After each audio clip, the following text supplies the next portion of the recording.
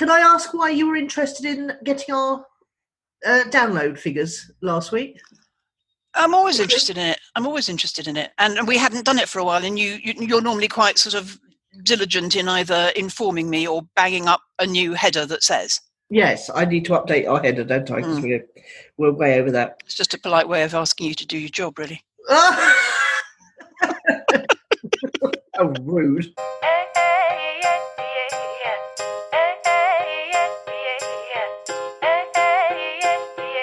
Welcome to Own It, Your Business and Your Life, with Nicola Cairncross and Judith Morgan. In this podcast, we're going to cover everything you need to embrace to become a successful entrepreneur, marketing, money, and much, much more. How to create a business doing just what you love. How to own it, your business and your life. This one will be fast, funny, feisty, and very lively. So sit back and enjoy the show.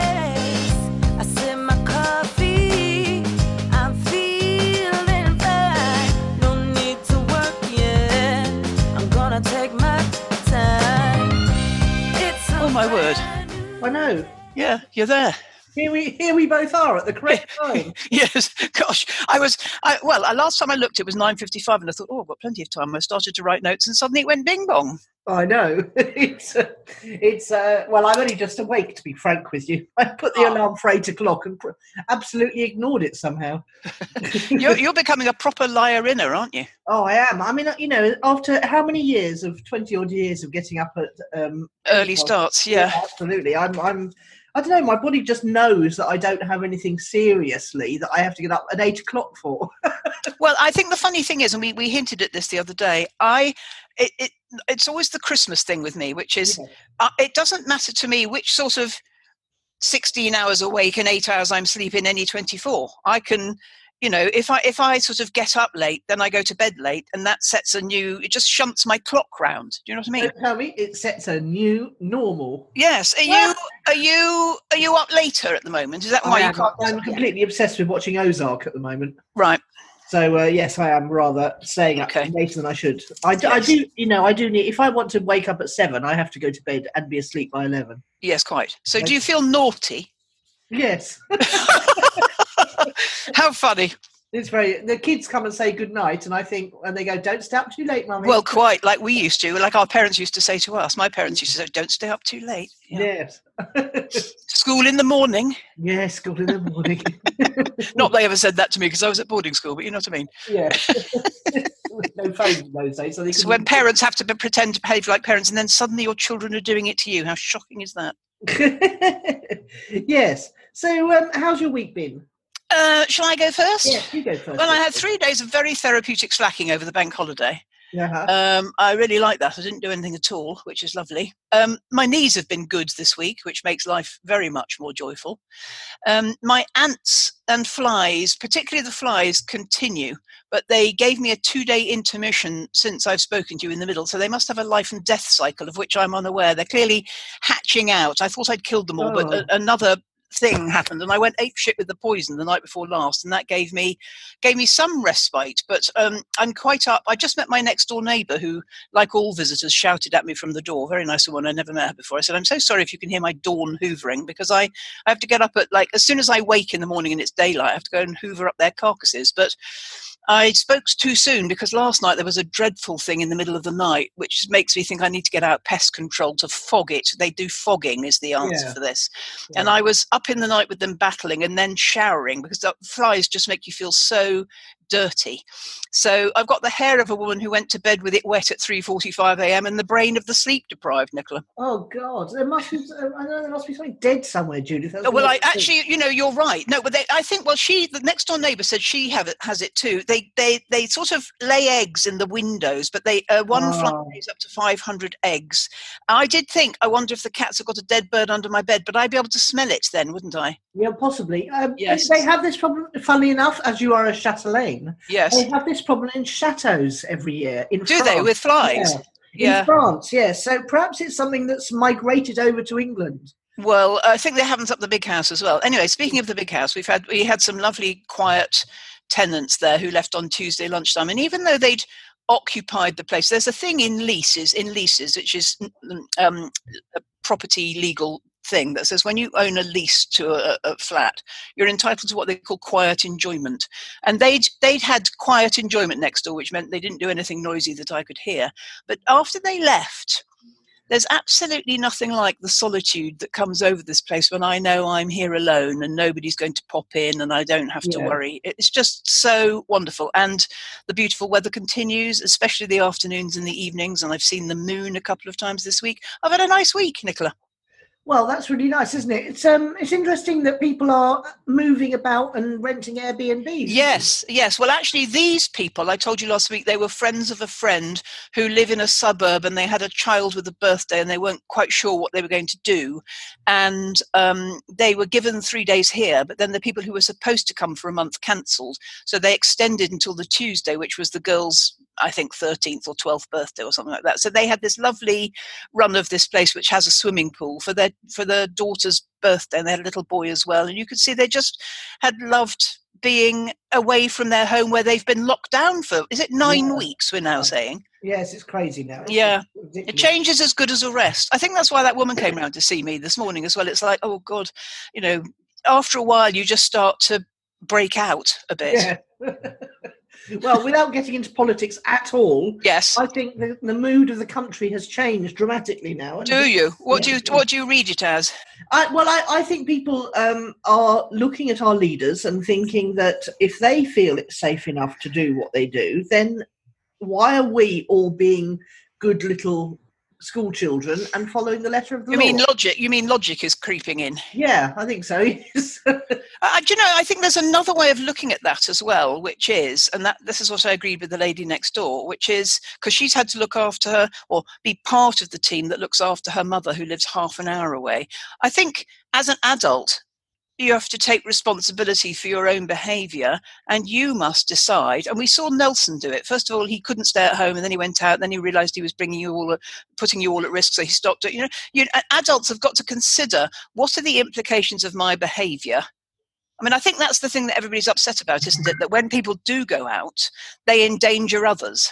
I think people are starting to realise that the perceived danger, is about 1/10 of what we thought it was. Well, quite. And also that there are some danger, well, quite a lot of dangers, depending on your personality type, to being at home, locked in at home. Yeah, absolutely. Yes. So the mental ones, and also we need to be outside in the sunshine getting the Vit D. Yes. Are you still taking your Vits? We're taking A, B12, C, D, and zinc. But you're being good about it, is what I mean. Oh, yes. Yeah, religious, yes. Yes, good, me too. Now, tell me about your week. I've had an up and down week, Judith. The perceived ending of lockdown has thrown me into a bit of a funk. And I realised that I've been doing a lot of thinking this week and a lot of journaling and a lot of meditating. And I've realised that I have been hiding behind lockdown, and I've been using it as a comfort blanket, an excuse not to think about my life at all in terms of my social life, because the kids started going out. Phoebe's been down. We live literally 5 minutes from the beach. We can actually see it from our bedroom, our living room window. Yeah. So Phoebe's been going down the beach every afternoon into the evening. Nelson's been going out a lot on his bike recently in the afternoons into the evenings, which has meant that I've spent quite a bit more time on my own. Yeah. Now, it's funny because when I was in Greece, I knew I was on my own. I was living on my own, but I wasn't on my own very often because I had lots of social things to go to. And here, I've realised that I am quite dramatically on my own. Yes. And, although I have two sisters, they're observing lockdown still. So yeah. I've realised that, when it comes to an end, I actually haven't got any social life here, and I don't have an awful lot of friends like I do in Greece. And then I realised somebody sent out inside the Marnie. He does a little weekly thing about what it's been like in the Marnie in lockdown. And this is the week they're opening up. So he toured all the tavernas that are open, and I saw all my friends that are in the tavernas, and not real friends, but acquaintances. You feel like yes. And then I saw a load of my actual friends in one of the tavernas. Well, if you remember, you never made any bones about this, that going out there was better for your social life. It's so much easier, and there is a lot of people having a social life out there. Yeah. Whereas here it has to be a lot more organised, whereas there it's a lot more casual. Yeah. And then I realised that even if I wanted to, I can't go to Stupa, even if I wanted to go for 2 weeks or a month Why? or whatever. Well, because they're not letting Brits in, Judith, and because we've got such an appalling death count, and they've got such a really, really, really good death count. Right. So they're not letting Brits in. They're not letting anyone in from the countries that have still got high infection rates. Okay. And they want to, believe me. They said, yes. In fact, my friend Elias said, even with half tables, if he had Brits filling well, because Brits do love Greece and vice versa. And we do love spending our money in Greece. Yeah. Like having 3-course dinners and lots of wine and lots of pudding. And, So Elias is missing the Brits. Yeah, very much so, yes. Oh, shame. He could make a living with half the tables if they were full of Brits. Yes, yes. Well, there you go. And so I had this couple of days of deep melancholy. Was it culminating on... the bank holiday finished me off, really, because I thought it just... Anyway, so I actually found myself feeling quite depressed. And I thought, I'll ring Kim and get my 15 minutes of moaning time. Yeah. That's all we're allowed. Yeah. And she was quite good. And it did make me better. But what I realised was, I've been thinking, because I was thinking, why am I torturing myself? And the other thing is, I don't want to retire. I still don't feel that I'm ready to retire as such. So I still feel... And that's one thing lockdown has done for me. It's really made me feel the fuel of wanting to live my life again. So that's good. So I came out of it after my 15 minutes of moaning with Kim, moaning with gin, we call it. And she was. I could tell she was getting restless because she started to unpack her dishwasher while I was on FaceTime with her. Yeah. And I felt a lot better after that. So that's been my week, really. There's something you said there that made me want to say something, but yes, it's interesting, your concept of retirement. I see it as an opening up and you see it as a shutting down. Yes, so yes, I suppose I do, yes, at the moment. I mean, to me it's just like, I can do everything I want to do all day long. Yes. which is still a bit mysterious to me, I have to confess.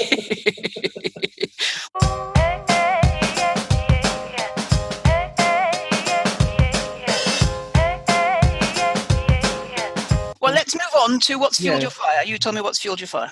So moving on from that, it does flow quite naturally. I've been playing around this week with, I've been watching several people I know do streaming to lots of platforms. Gary Vee raised something like $2.5 million the other day by doing a 12-hour live stream on TikTok. And I didn't even know you could do TikTok live streams, but they just introduced it apparently. So he did a thing where TikTok matched every dollar he raised for American hunger projects with every dollar. So that was interesting. He was using Restream.io, which is where you can stream up to 30 platforms simultaneously. Yeah. There's another one. Rich Schefren's using Ecamm Live. He's starting to get himself back into the habit of live streaming. He does general sort of talking about a topic and then Q&A about that topic. And he's trying to get comfortable with it. And Ecamm Live is quite good, apparently. And then there's another one called Streamyard.com. And all of them enable you to stream to one or more platforms simultaneously, which is really efficient. Yep. And gets you a lot of followers. And I was sort of playing around with it. And I was thinking, well, this is great fun, but I don't really have anything to say. And I've sort of been banned from doing Facebook Lives. Yes. So as I've mentioned before, yes. I was just playing around with the whole idea, really. But that makes me feel quite excited for some reason. I was wondering about this whole personality thing. The fact that I'm a creator and you're a creator. But there's definitely elements of the star in me. But then there's also elements of the mechanic, because that's where the primitive skills obsession. Well, that's what our skills are. We're all across the top. Yeah, exactly. Yeah. So there's obviously a call to become to be a bit of a star in this thing that I do miss not going on, having any output onto any social media platform. I miss that. Yeah. So that's fueled my fire. What about you? Hang on, miss output. Yeah, I do. A client asked me, she wanted to refer me to a colleague of hers. How would you describe what you do to somebody who was looking for a mentor? And I change my mind all the time about that. And it's actually a really hard question to answer. So I'm going to read you what I wrote back. Oh, that's hard. I suppose the answer is something akin to the title of my book, to help people create their business or living. This is interesting because I know what we're going to discuss next. This is interesting. I suppose the answer is something akin to the title of my book, to help people create the business or living their own unique, bespoke way, not according to some ill-fitting formula. Listening to Jordan Peterson, I've started once more to think of myself as an encourager because, as he says, a little goes such a long way. To a non-artist, I would say business coach / mentor, but most artists don't think of themselves as a businesswoman or a businessman. It's different for all, of course, and I adapt to the client. Who I am with you, this lady is a client, is not who I am with X, Y, or Z. I mentioned the names of 3 other people in Club 100. Broadly the same me, but whatever they inspire me to be to help them best. And I had a call with this client who wanted to be a referrer yesterday. And after the call, I was making my lunch and thinking how quickly I'd shut her down in a little moan, funnily enough, because you were talking about moaning. And we were both enjoying the moan, and I shut her down quite quickly because those other clients that I mentioned, one of them, I realized when I was chopping my salad, I let that woman moan at me for far longer, far more often, because it really works for her as a route to getting what she wants. And oddly, after our calls, the solution is often waiting for her in her email inbox, and we've manifested it together while she's been moaning at me and while I'm allowing it. And I think this is why I do allow it, because it's very anti-Abraham, because I know it brings her the results she needs and wants, but I didn't let this woman do it yesterday. So that's the point. That's an illustration of how I adapt to each client. And then afterwards I thought encourager, listener, conversationalist, problem solver. That's the thing I do best in my brain training, just naturally.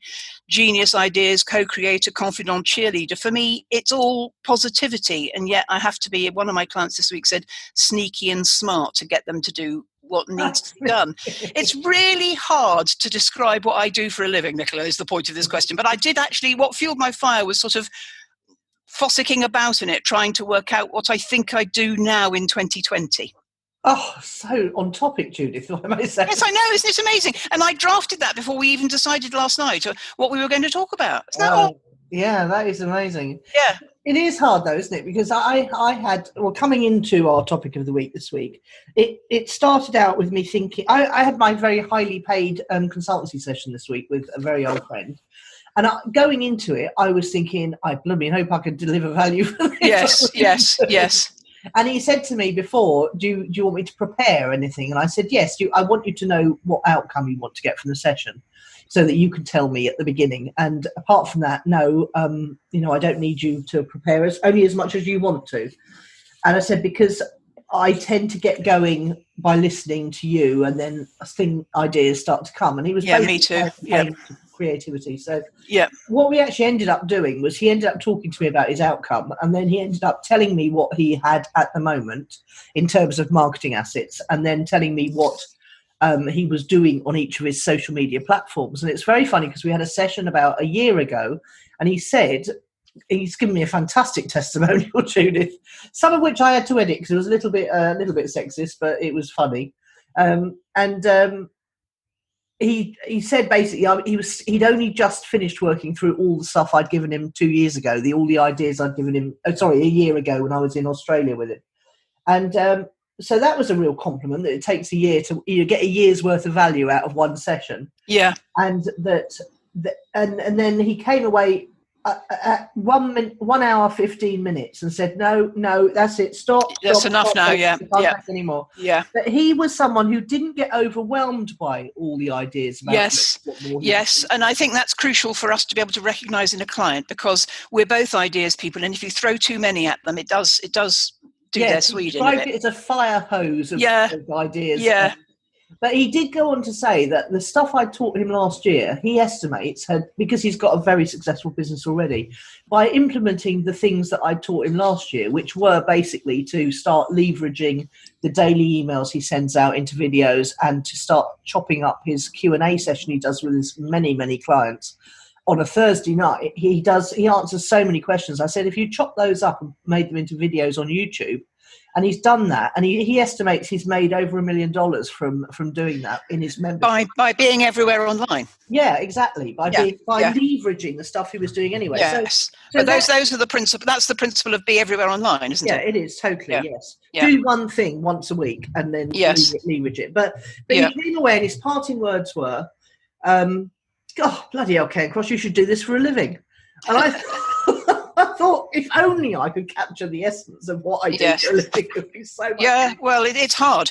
And actually, if I'd had to answer that question in another week, I probably would have answered it another way. And it is very much coloured by, as you say, recent sessions. Yes. Because, of course, everybody, my clients included, even the ones I've had for 5 and 6 years, we're all changing all of the time. And so, that's why it's never boring. It's because what they need from me now is not what they needed from me in 2015. No, that's right. Yes. And that's why you can, and in fact, you work better with clients, I do. Yeah, I do. You know them and their predilections and and how far you can push them, and their different styles and what they want, and things that we've worked on together that have worked well, that would suggest that going forward something else would work well, that kind of stuff. Relationships, isn't it? Yeah.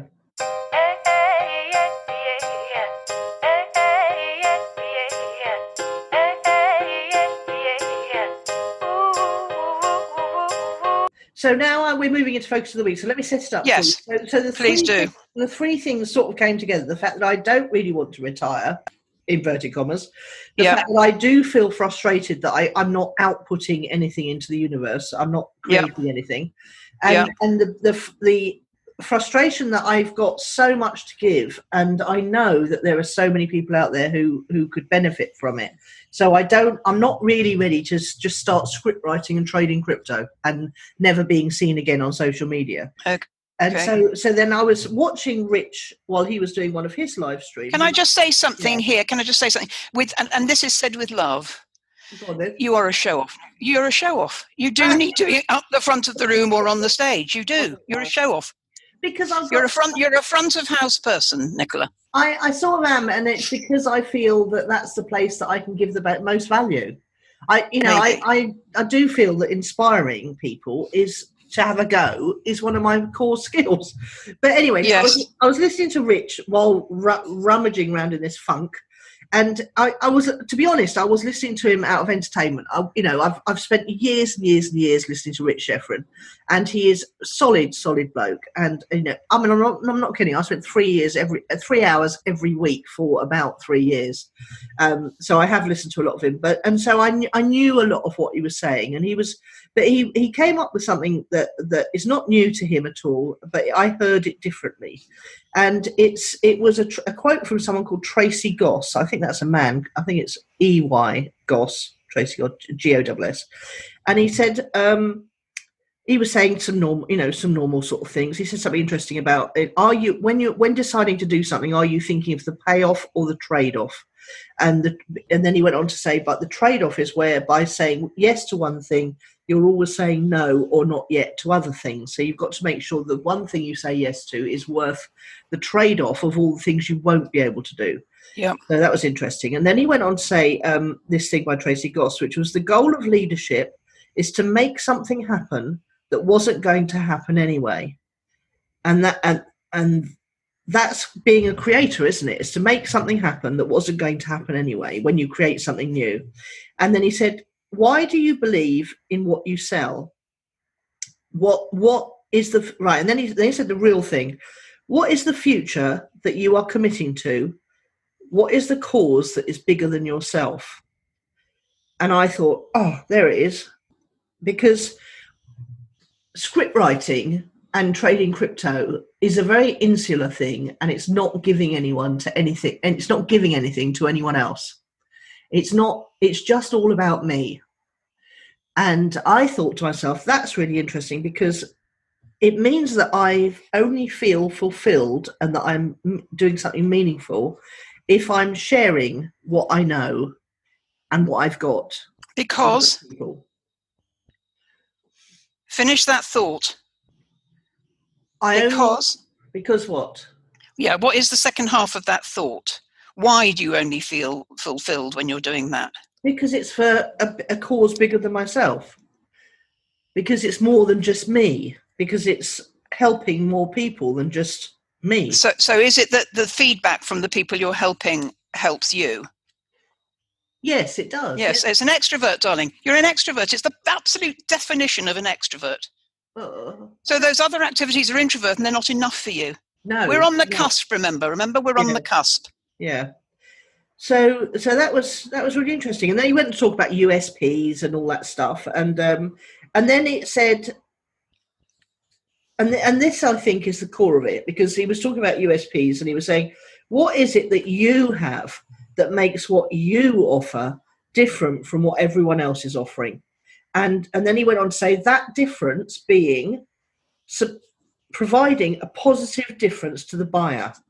So a lot of people think that USPs is all about you. What is it that you have that makes what you offer different to what everyone else is offering? But then you have to go on and think that that difference being offering something that makes a positive difference to the buyer.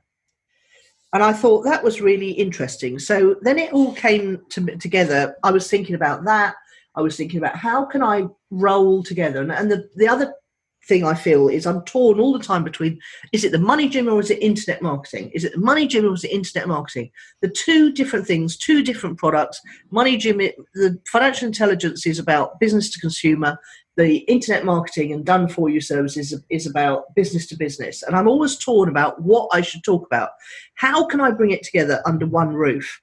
And then I was listening to, I was watching something about the Story Grid, my story writing training, and they've got a new course which Darren Rouse, pro blogger, and the woman who co-wrote James Schramko's book, business book, they were on this course just before lockdown. They went to America to Sean Coyne's course about the big idea book, how to write a book that makes a difference. And Sean's been involved with people like Daniel Pink and who's the one who wrote Tipping Point? Malcolm Gladwell. And also The War of Art by... Stephen Pressfield. Yeah, Stephen Pressfield. He's in business with Stephen Pressfield. Yeah. Oh, yes, that's right, yes. So I was thinking about how can I bring all this stuff together? How can I start something new? Because as a creator, I don't want to go back and do old stuff. I want to do new stuff. How can I bring it all together? How can I bring everything I've got to give under one umbrella? And I thought, a new book. That's how I could do it. And it would be the big idea being is part memoir, part how-to, and part academic. So it addresses a problem. And I was just thinking, well, okay, that sounds exciting and fun. And I could do that course because they've now released the course as a training thing. So really, this focus is not about me. It's about bigger than yourself. It's about how can you do something that's bigger than yourself, that drives you on more than just doing stuff for you drives you on. And the reason I thought it'd be good to discuss it with you is because you work with a lot of artists who are introvert, and you, I thought, would probably argue that you don't need your business to make a big difference in the world. It's, but anyway, I'd love to hear what you think about all of that from the point of view of you and your clients. I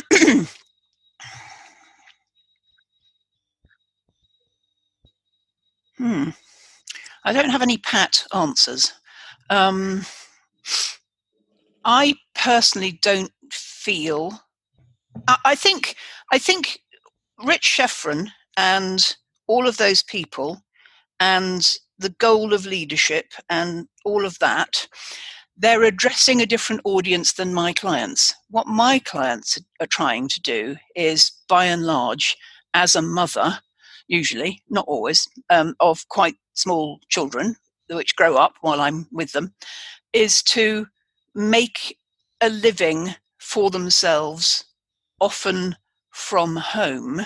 So their goal is one step before what you've just discussed, because what they're doing in creating that business is not only contributing to a greater or lesser extent to household income and financial survival, but they're getting creative expression and more importantly, self-esteem. Yeah. Which is what I was when I started. Exactly. So they are expressing themselves I think if I said to them on day one, right, what we really need here is a cause bigger than yourself, I think they'd all just run away. Because actually they haven't worked for a bit. They haven't worked for, say, 5 or 8 years while they've been having babies. All their sense of self-esteem has evaporated, but they haven't lost their love of what they really, really want to do. And my job is to blow on it with them so that it becomes not just a possibility, but a reality. And the lady that I was describing to you earlier, that I'm keeping anonymous for a reason, she and I had a session yesterday, and she said, and we were talking back over the last 5 years and how well it had gone and how many goals she'd achieved. I pointed out that at least 2 of her goals, one of which was 5 years old and one of which was only 1 year old, had come to pass relatively easily and perhaps much sooner than either of us thought about. And I said, look, and you're really good at woo-woo now in manifestation. And she said, well, that brings me to a point. What shall I go for next? And I went, do you really need to go for anything at all next? Or shall we just streamline the lovely life that you're creating for yourself? So for me, and I know I decided this when I started coaching, because I'd already spent 20 years in business and sold it and achieved all of my, everything I wanted to, all of my everything I wanted by being in business, I'd achieved by 1997. And I called the business, if you remember, Drive Dance, because drive is for people who want more and dance is for people like me in midlife who wanted less. So what I want is less hard work, less complication, fewer reasons to moan, less stress, less struggle, less travel, less of everything, so that I've got more of a lovely life for me. And so I think that when you start talking about leadership, for instance, leadership is completely inappropriate in my life because I'm not trying to lead anything at all in business. Self-leadership is appropriate because I lead myself, as it were. I'm my only team member. So the skills of leadership, they're not. My brother was a leader. He was a CEO of a bank, and your job there is you have to stand on the stage and inspire people to carry out the plan that the board have invented. You don't tell them how to do it; you just support them. And the same in his job now. It's about supporting excellence without telling them how to do it. So I totally get leadership, but I don't think any of my one-woman bands fall into the category where they need a big why. They need a small or medium-sized why, which is often things like, money is so intertangled in this. So it's interesting you brought up this point about what is it about? Is it about internet marketing or is it about money, Jim? Money is in it because it's as Trump always used to say before we knew him in the capacity we know him now, it's a way of keeping score. If you can contribute to the family pot in a significant way, or if you've got to, because you're a single parent, for instance, it shouldn't, but self-esteem and self-value comes from that. And also you feel more equal in your partnership, your romantic, life partnership. Yeah. And my mum was like that. She, for instance, didn't have a job until she was 40. And because my dad was the breadwinner, the way that marriage used to work was that brought you the power. I think it still does to a certain extent. And although nice men or nice breadwinners try not to wield that power undemocratically, you can't help but wield it in a way. It becomes a sort of baton to beat your partner with. And if you're contributing equally or nearly equally or more than equally, you're nearly equal or more than equal, there's some shocking statistics that show that even the women that contribute financially equally are still taking on 60 or more % of the childcare organisation. We had a whole episode about that, if you remember. Yes, we did. So if you're in that position, go and listen to that episode. Yeah. Just want to remind you, the whole thing about the leadership was that I liked was that where it said it's to make something happen that wasn't going to happen anyway. So this I'm not banging the drum of leadership in your. No. I get that, and not all my clients are creators, of course, but they are creating something that if they don't create it, isn't going to happen. And what that is a perfect little micro business that supports you working in the way you want to from home.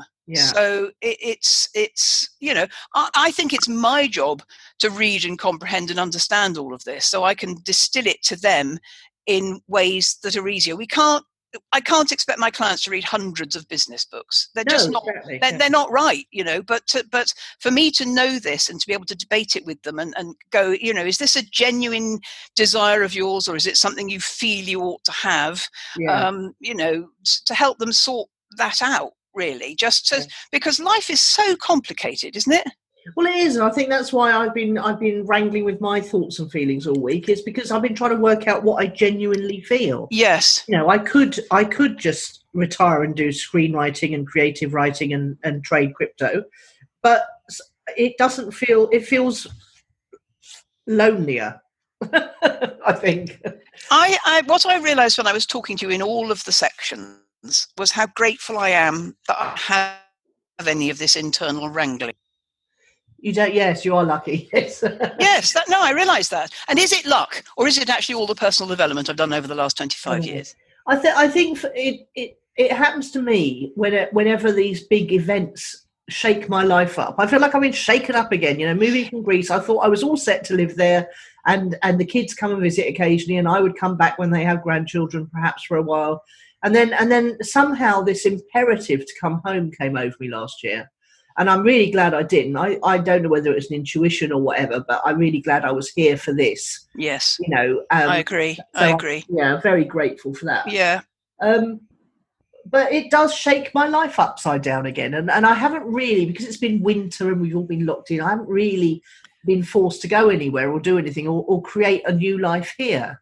So I think, the uncertainty about my personal life and the uncertainty about my business life are all mixed together, and so I'm just trying to analyse. But I thought there was something to share here, because there's a lot of people out there who are going to have to make a new life for themselves now. It's regardless of what happens. I think it may be your perennial state. I'm constantly living in a state of confusion. No, not confusion, just the next thing, the next thing, the next thing, the next thing. Now, let me explain what I mean by that.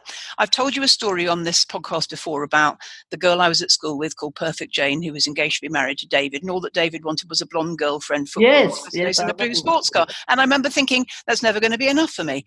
And I think the point is, we go on, hungering after new. And I suppose it's partly the DNA of a creator, but you said, I don't want to revisit any of the stuff I've done before. I want to write a new book. It's part of who you are, Nicola, that you will never be satisfied with the status quo. And self-knowledge is brilliant. Yes, it does make you realise why you are the way you are. Yes. Yeah, which leads to a bit of, respite from thinking. And self-acceptance. Yes. Yeah, exactly. Yes. Yeah. There's nothing wrong with you. It's just, part of your DNA is for new. I tell you when I think it would be assuaged. If you felt you'd met your own ambitions for yourself. I imagine in my future, one day you will say to me, not so far away, it might be a year or 5 years or 10 years or 15 years. One day you will say to me, I know how you felt back in 2020, Judith, because now I've done it. I've met my own commitment to myself. I've achieved my own ambitions to myself. It's not by comparison to any other person on the living planet. It's just your drive is still there for your concept of success. Which is making a difference. There you go. I've just realised as we've been talking. And you want to do it in a bigger way, and I'm happy to do it in a small way. And then you say, so a cause bigger than yourself. I would rewrite that, if it were my choice, to a cause worthy of me. Okay. Because that's what I do. I dedicate myself to a cause worthy of me, which is helping these solopreneurs stand alone in their own micro business in a way that's profitable and satisfies their creative urges various. I think the thing I like about the phrase "a cause bigger than yourself" is just that it stops me focusing inward. And you need that. You need that, darling. And so do those men that you follow. You said you had something to tell me about the men gurus. Yeah.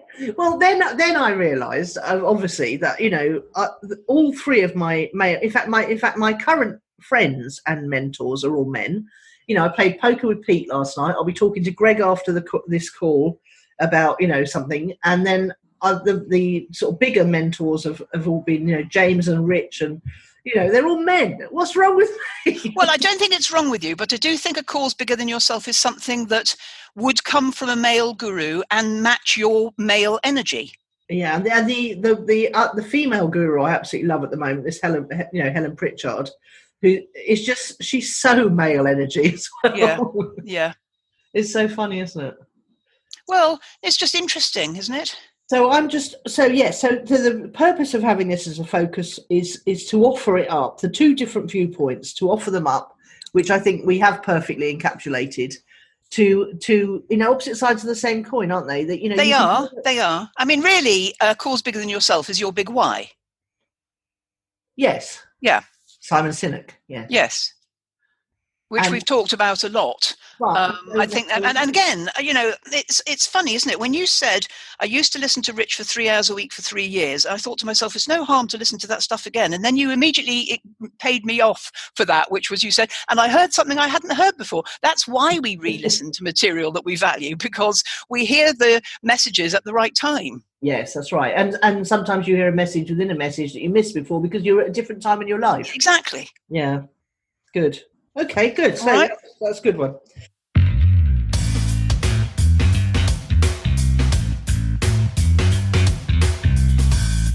We're on to word of the week, aren't we? Yeah, we are. You're going to laugh when you hear mine.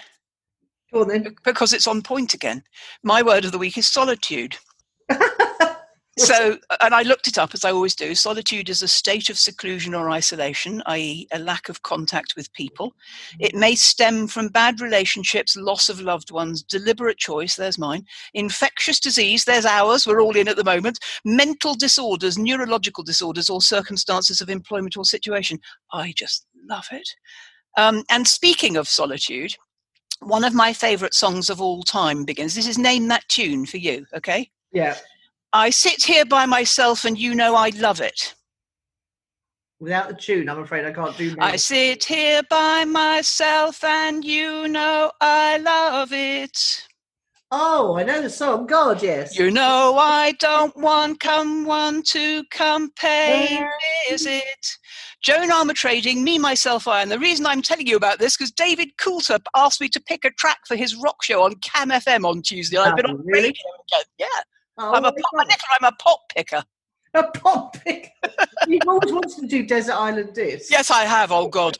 He sent me this private message and said, we're going to wherever SpaceX was going this week, and we have to take one tune with us. And I went, does it have to be about space, or is this just our favourite tune of all time? And he goes, your favourite tune of all time. And I think Joan Armour Trading's Me, Myself, I, which is all about solitude, the glory of solitude.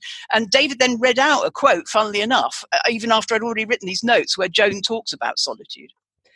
I absolutely love that album. My favourite track on it, however, was, apart from the obvious hit, was Willow. I absolutely loved Willow. All the Way from America is on that album as well. Now, let me tell you about Willow.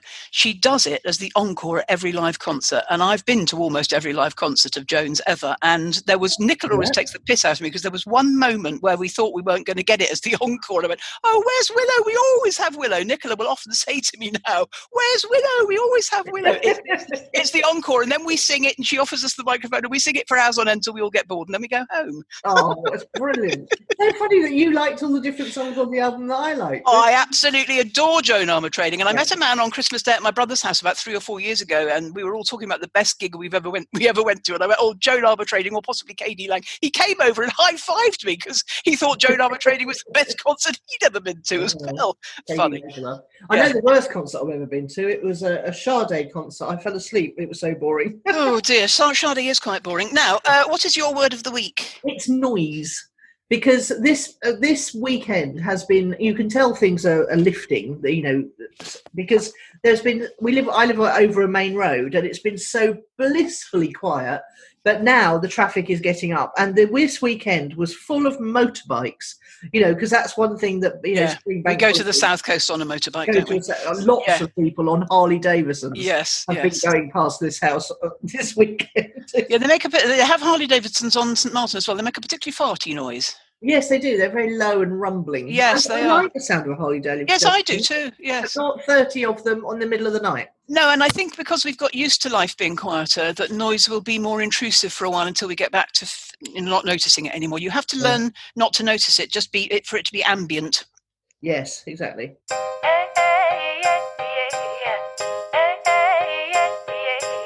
Project updates then. Yeah, I've got one. Woohoo! Where am I up to with my Jordan B. Peterson self-authoring project? I did say to you yesterday on private message, I'm going to be as annoying about Jordan Peterson as you've been about Gary Vee and Rich Schefren and who's the other one? James Schramko. James Schramko forever. So module 1, my past, completed 14,000 words, just shy thereof, in 4 sittings of at least an hour each. Wow. I'm going to rest here for a while, girding up my loins to attack the next 2 modules, which are both about the present faults, present virtues. I've emailed myself what I wrote in module 1, which is what the website suggests you might like to do for review. And all I've done so far is I've proved his thesis that life is tough, brace up. So when I read it, I thought, oh my God, my life's been so tough, because I don't generally think of that because I'm such a turn it round to the positive type. Yeah. When I read it, I thought, God, this is just a long litany of misery, actually, because what he does is he gets you to divide your life up into epochs. Each chapter. So my past had, my childhood was an epoch, boarding school was an epoch, employment, self-employment as an accountant, self-employment as a coach, and then life after 60. And when I read them all back afterwards, I thought, oh God, they're just... woman. Life is tough. And then I'm doing very well with reading his book. I'm up to rule 8 of 12. I've only got 6 hours more to listen to. I'm listening to it, not reading it. I do think, Nicola, I could listen to him every day for the rest of my life. There's so much to learn and I'm loving it. And I already know when I get to the end, I'm going to immediately start again. I can't wait to get to the end so I can start again. Oh, how funny. I know. He is brilliant, though. He is brilliant. You go. Right. Well, I in realising that I'm absolutely no good at revisiting for past projects, I had this job of dividing up my financial intelligence program 101 into 100 segments again. Yeah. I ordered my old book, which came beautifully, cut up into segments. And then I gave my VA the job of creating all the new pages, all 101 of them, and attaching them to the audio that I was creating and to get the words on the page from each segment. And she was doing that, and she actually managed to fix a really annoying thing actually quite a big job, isn't it? It is, and the most annoying thing of all was one of the buttons that people would press to listen to the audio was orange, my orange when you look at it, but then when you hover over it, it went a horrible salmon pink, and I could not for the life of me figure out how to do this. So of course, if you're going to clone a page, you have to get everything right on that page before you clone it. So she was unable to clone 101 pages until we'd fixed this pink thing. Well, she managed to fix it, good girl. So then I suddenly thought to myself, as I was thinking about breaking down the other 99 modules into 90 pieces, I wonder if she could do that for me. So I've just fired the question over to her. Do you fancy having a go at the audio editing? And I'm pretty sure she can. So I'm going to hand off the whole project because I just don't want to do it myself. I'd rather crack on with a new book. Yeah. Be a creator. Yeah. And I've got a bit of cash now because of all various things starting to move again. Indeed. So yeah, I thought, why not send some of it down the Philippines way? Why not? Can I ask why you were interested in getting our download figures last week? I'm always interested in it. And we hadn't done it for a while, and you're normally quite sort of diligent in either informing me or banging up a new header that says. Yes, I need to update our header, don't I? Because we're way over that. It's just a polite way of asking you to do your job, really. Oh, rude.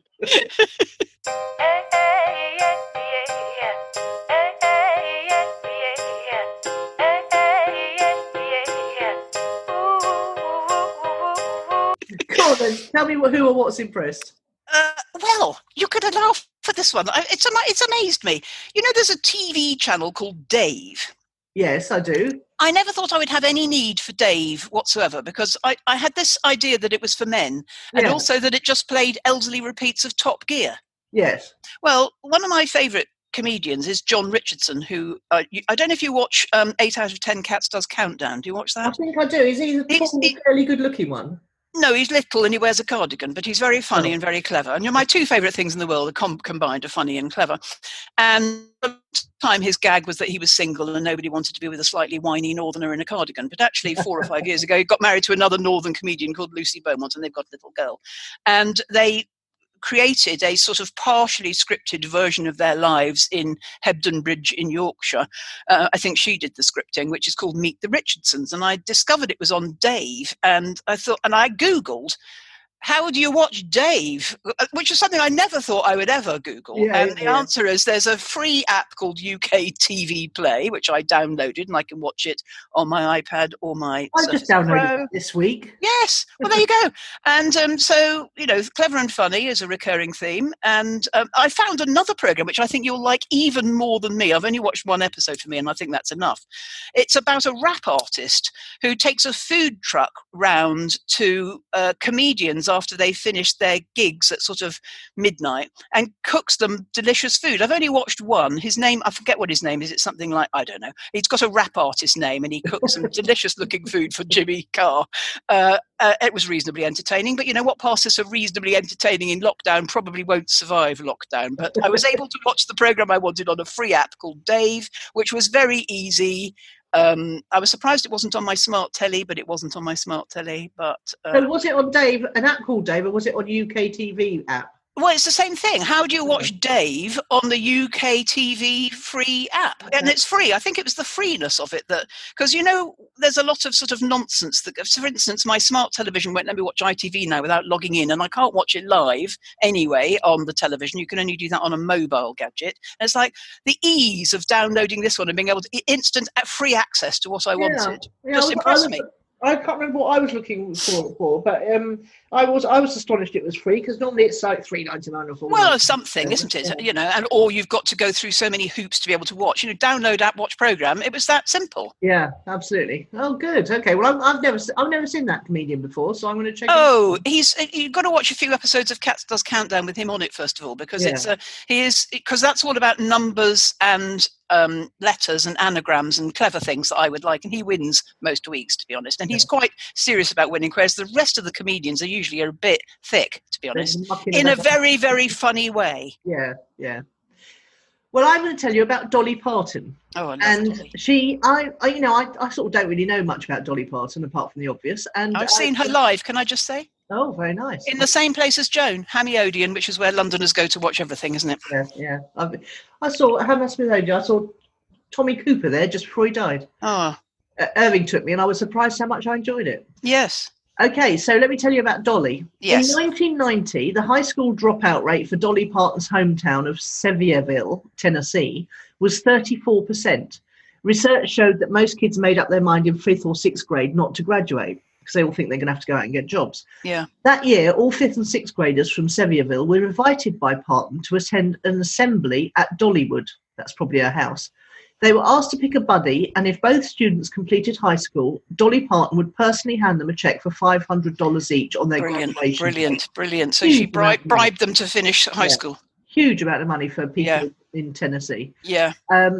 As a result, the dropout rate for those classes fell to 6%. Brilliant. And has generally retained that average to this day. Oh, that's brilliant. Shortly after the success of the Buddy programme, Parton learned in dealing with teachers from the school district that problems in education often begin during 1st grade when kids are at different developmental levels. So the bright ones get bored, basically. Yeah.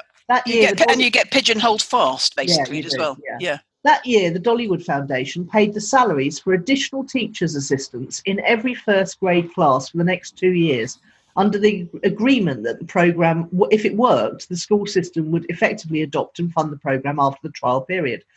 During the same period, Parton founded the Imagination Library in 1995, the idea that children from her rural hometown and low-income families often start school at a disadvantage and as a result will be unfairly compared to their peers for the rest of their lives, effectively encouraging them not to pursue higher education.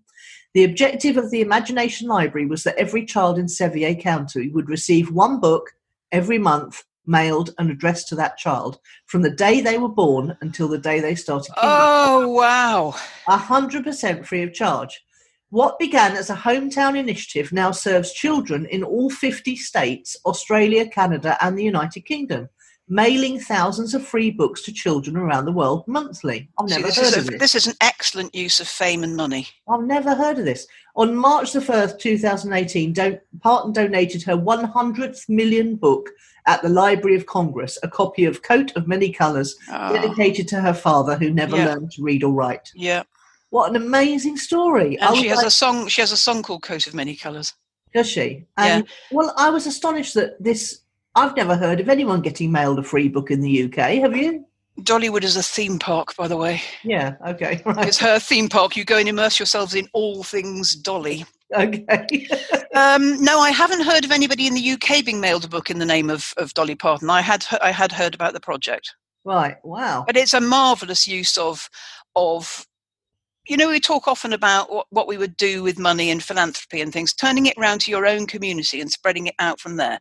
Yeah. Oh, it's lovely. I love that. And I love the fact that, the people identified what the problems were. And why it appeals to the two things you and I both love, money and books.